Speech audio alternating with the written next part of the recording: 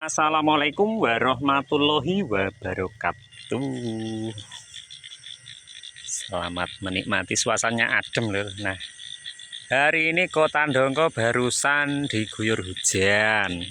Alhamdulillah barokah ya. Nah, ini sawah-sawah juga sudah mulai air. Suara kodok nyanyi. Mantap. Senjane wis mulai ya. Kita perlihatkan buat kawan-kawan pemandangan indah Desa Ndongko ya. Kalau dibilang kota ini pedesaan. Nah, ini tak perlihatkan buat kawan-kawan berkeliling ya.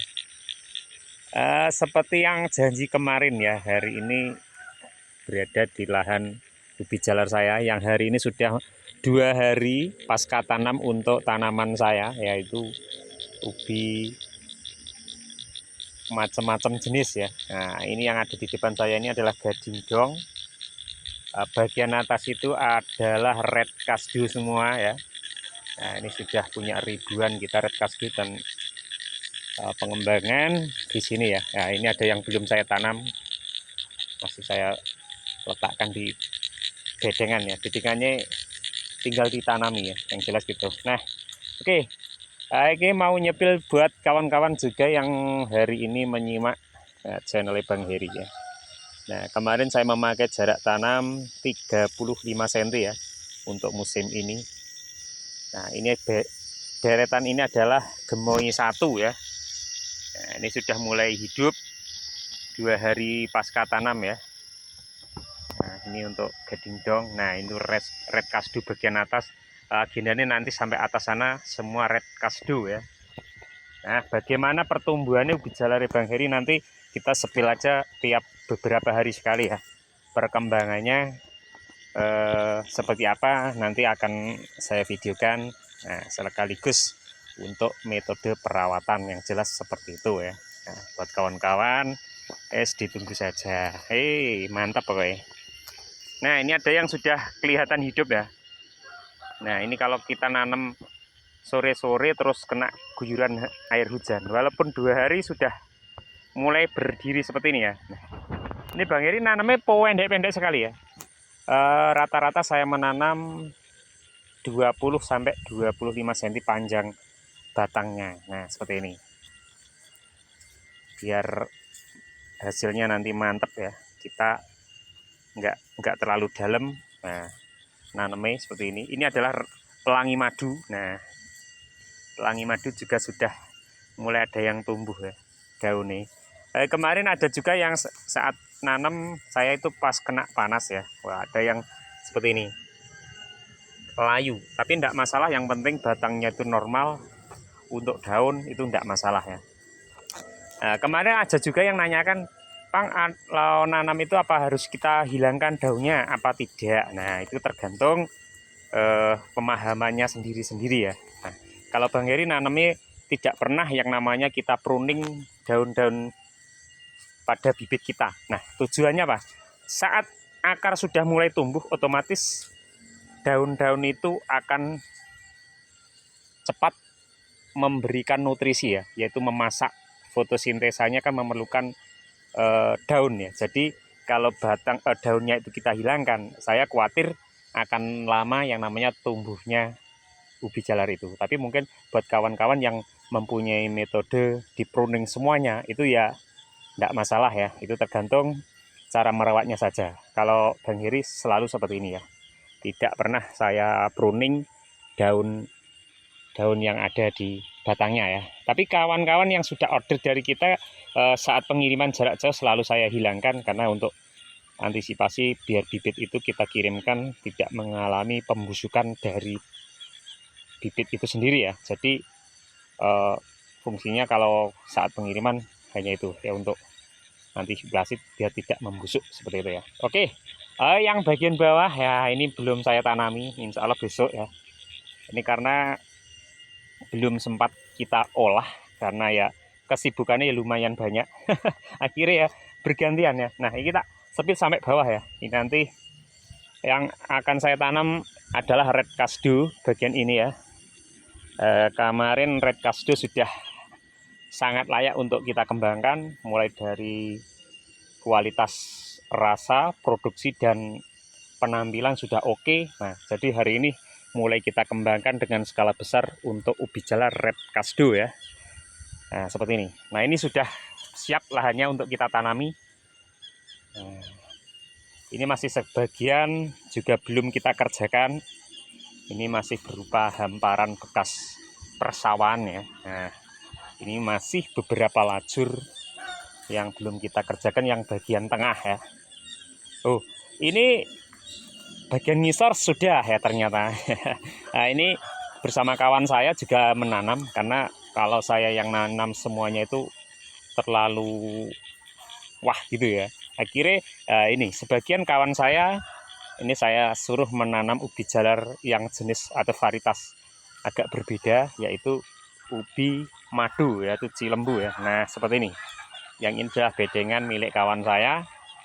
Kalau saya yang atas ini nanti akan sampai mungkin ada setengah hektar, yang bagian atas akan saya tanami varietas-varietas unggulan mulai dari Gemoy 1, Gemoy 122, ada Raja Madu, dan juga ada Red Kasdo ya. Yang jelas itu akan saya kembangkan bagian atas ya. Nah, ini untuk yang ditanam kawan saya semua adalah varietas ubi madu ya. Nah, ini mempunyai kualitas bagus ya, kawan-kawan. Nah, ini untuk kawan saya memakai jarak 30 cm ya untuk ubi madu. Nah, kalau kita jarak 30 cm seperti ini, bedengannya harus lebih lebar ya. Nah, itu.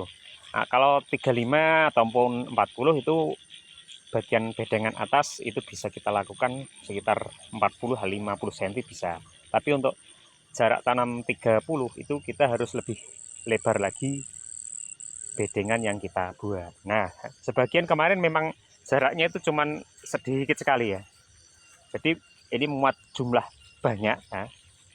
Nah, yang bagian bawah ini juga sama, yaitu varietas Gemoy 122 ya. Ini kayaknya satu bedeng ini 122, betul ya. Nah, ini sampai sana itu Gemoy 122. Yang bagian bawah sama, yaitu ubi madu atau ubi cilembu ya, biasanya orangnya nyebutnya ubi cilembu, yaitu ubi madu yang ditanam pada bedengan ini ya. Wah, lumayan luas ini. Ini bagian bawah khusus untuk ubi madu itu sekitar 3000 batang yang sudah ditanam. Kemudian ini ada gading dong ya, karena gading dong kemarin pas nanam langsung panas, akhirnya ya daunnya pada hilang ya. Kekeringan, tapi tidak masalah, yang penting kualitas batang itu tidak rusak, akan bagus ya. Contohnya kayak gini. Nah, ini yang walaupun daunnya hilang, ini pupusnya sudah mulai tumbuh ya. Ini menandakan bahwasanya walaupun daun bagian bawah itu hilang, akar sudah pasti tumbuh dengan normal ya, tidak masalah. Nah, ini untuk gading dong ya. Yang bawah itu, yang paling bawah sana masih lahan kosong. Ini nanti juga kita akan olah kembali untuk kita jadikan lahan ubi jalar ya. Nanti yang jelas bagian bawah itu masih sekitar muat 3000 atau 4000 batang. Ini agendanya ditanam di akhir bulan ya. Akan diberi jeda sekitar kurang lebih 25 hari biar panennya nanti enggak bersamaan. Jadi tetap ada kontinu panen ubi jalar di daerah kita ya. Oke. Nah, kalau kita menanam yang bagian bawah pohon apa bisa? Insya Allah bisa ya. Ini ada batang pohon tinggi banget dan sampai menutup area ubi jalar kita. Nah, ini salah satu solusi terbaik ubi JP Jepang itu bisa kita tanam di bawah pohon yang besar seperti ini ya.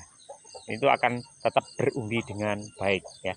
Kalau jenis-jenis yang lain itu enggak akan maksimal ya, tapi jenis JP yang kita kembangkan ini adalah spesialis, bisa ditanam di bawah rerimbunan pohon seperti yang ada di depan saya tuh kan. Nah, ini saya spill buat kawan-kawan. Nah, ini memang JP itu nek cara wong Jawa ngarani nrimo papan ya. Papan yang kurang baik pun kalau kita tanam JP itu pasti akan mempunyai umbi yang bagus. Ya, seperti ini ya. Nah, ini berada di bawah pohon-pohon, sampai sana itu akan kita tanami ubi Jepang ya varietas JP. Nah, suasananya sore boy. Wah tuh, gunungnya agak berkabut ya. Suasananya indah, adem. Nah, ini sambil saya berjalan pulang. Nah, ini motor saya parkir di tengah lapangan sana ya. Oke. Nah, ini masih lumayan luas untuk area, nanti akan kita buka kembali ya. Yang di tahun kemarin ini sama penyewanya itu tidak dimanfaatkan. Nah, karena ini Bang Heri yang lagi nyewa, ini saya manfaatkan keseluruhan agar bisa menghasilkan cuan ya. Eman wong wis nyewa kok ora difungsikan semua. Nah, ini adalah banyaknya suket berduri. Nah, ini dalam 1 tahun kemarin sama penyewa sebelumnya itu tidak pernah dimanfaatkan. Wah, ini rugi besar ya. Nah, ini nanti akan kita olah, kita tanami ubi jalar ya. Nanti hasilnya seperti apa kalau lahan bekas yang kayak gini. Nah, insya Allah bagus juga ya. Nah, ini suasana sudah sore. Nah, ini saya berjalan menuju lapangan. Nah, ini adalah lapangan desa yang ada di tempat saya. Kalau sudah mulai musim penghujan, ya jarang sekali terjadi kegiatan. Akhirnya ya biasanya cuma untuk gembala kambing sama sapi ya. Nah, ini saya mau nyepil dari jarak jauh lokasi yang akan kita kembangkan untuk produk kita, yaitu ubi jalar yang berkualitas. Nah, sampai sana ya. Itu yang sebagian adalah lahan persawahan, nanti akan tetap kita sepil juga, biasanya langsung sawah karena milik pribadi ya. Yang kita manfaatkan untuk ubi jalar ini adalah lahan persewaan milik pemerintah desa, yang agendanya tahun ini kita akan memproduksi ubi jalar dengan kapasitas ya yang lumayan banyak, yang jelas seperti itu.